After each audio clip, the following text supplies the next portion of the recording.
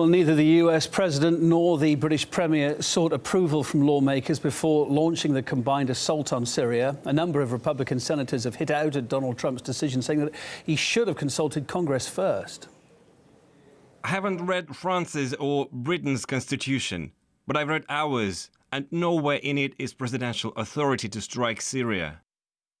The President needs congressional authorization for military action, as required by the Constitution.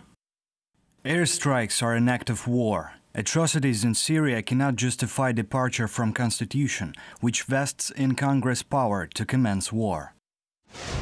Well, one of those Republican senators condemning the US, British and French operation is Richard Black. Delighted to say joins us now. Hi, Richard. Yeah, you must have watched what happened last night with some dismay. First off, why didn't President Trump go to Congress to get that approval then? I think it was very clear from what happened under President Obama that the Congress would not. Once the people had an opportunity to have a voice, there is no way that they would have approved an attack on Syria. So it was enough to go together, as President Trump put it. He said he went with the allies together and they marshaled their righteous power. That was enough to go to war last night. Was it like that? Well, you know, the odd thing is that we do not know whether chemicals were used or whether this was just a fabrication. And if they were used, we have no earthly idea who used them. But we do know just logically, there was no motive whatsoever for Syria to do it. First of all, they had conquered Jaish al-Islam in Douma, and they were already shipping them out on buses. Jaish al-Islam had burned their own tanks. They were shredding documents and so forth. They were leaving. They were finished. The war was, the battle for Douma was over. And so the idea that at that precise point, gas would be fired is childishly absurd. What about Theresa May from the UK point of view? Why do you think she didn't seek parliamentary approval in the UK? Bit like Trump. Do you think she wouldn't have got it or what? Well, if you recall, under President Obama, the Prime Minister did go to the legislature and was rebuffed, and they refused to go in, and so that caused us. It had a reverberating effect on the United States, and at that point we simply withdrew, and we never did have a vote in Congress because we knew we were going to lose once the people had the opportunity to voice their opinion.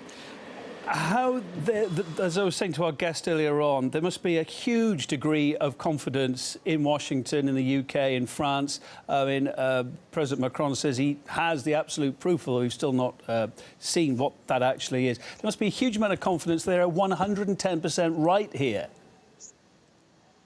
Well, they don't have any confidence. What they have is they have the power to simply attack countries. They had complete confidence when they went into Iraq because there were weapons of mass destruction that never existed. They always have complete confidence, but they never have proof. And that you could never, if you tried to prosecute Syria for this in a legitimate court of law, you could never get a conviction. I will tell you, I'm a prosecutor, and you would never get a conviction of Syria for what happened. And of course, this happened on the eve of those OPCW investigators carrying out their work there. That was supposed to be, well, this morning, and this happened just a couple of hours before it. Could that in any way affect the progress of their work? Could it knock it back? What happened now? Well, I think it was clear that the United States did not want to have the organization send in chemical investigators, and they wanted to get this attack over before they ran the risk that the investigators would go in and say either there never was an attack or that it was staged by the terrorists. There is actually a third possibility. chlorine is one of the 10 most common industrial chemicals.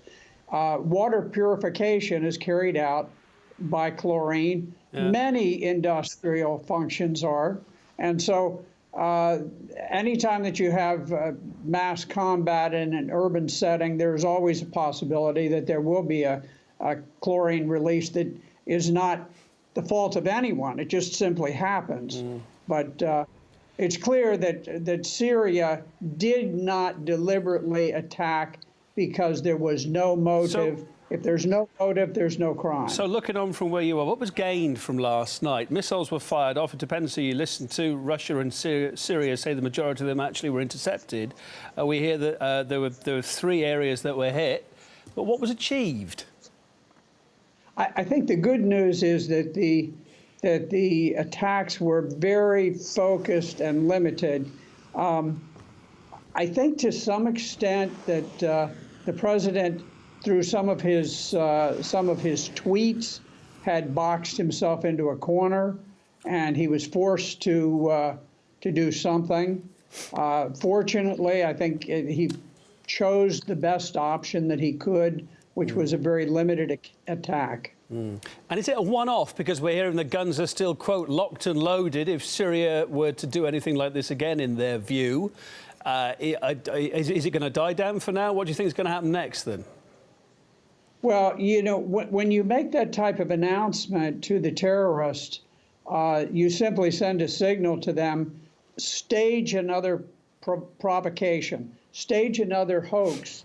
And you've got the white helmets who are affiliated with Al-Qaeda, and their purpose is to stage propaganda attacks. And so you really have just invited another propaganda attack by them. And I think it's unfortunate.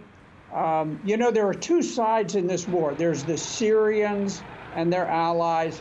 There are the terrorists and their allies. Why is there so much confusion? Why is there so much confusion, as you said, about these guys, the white helmets? On one side, they're painted as heroes, humanitarian heroes. On others, Russia is saying, in fact, the one theory out yesterday was the fact they were being highly pressured to do this earlier on this month and being pushed by the UK to do it. Why is there so much confusion over who these people actually are on either side? Well, there's a tremendous amount of financing that goes to the white helmets to create this propaganda organization. So are they the good guys?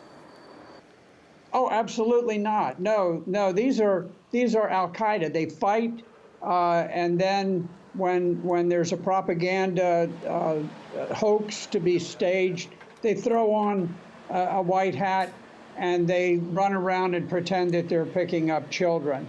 They've been caught different times. In fact, they were caught once pulling a mannequin out from under rubble and pretending that it was a victim of an attack.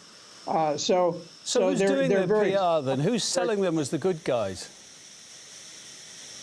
Well, the West is doing it because it falls into line with the propaganda.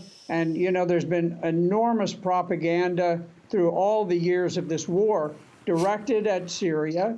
And of course, Syria doesn't have the wealth and the power over the media to counteract it. So you have people like me and others who simply have a voice and they study what's going on and they understand the truth. And so they disclose the truth, and it is an enormous irritation to the NATO countries that people are telling the truth about what's going on. Very interesting to hear your thoughts. Richard Black, Republican Senator from Virginia. Thanks for making the time to Bernard International. Nice to see you, sir.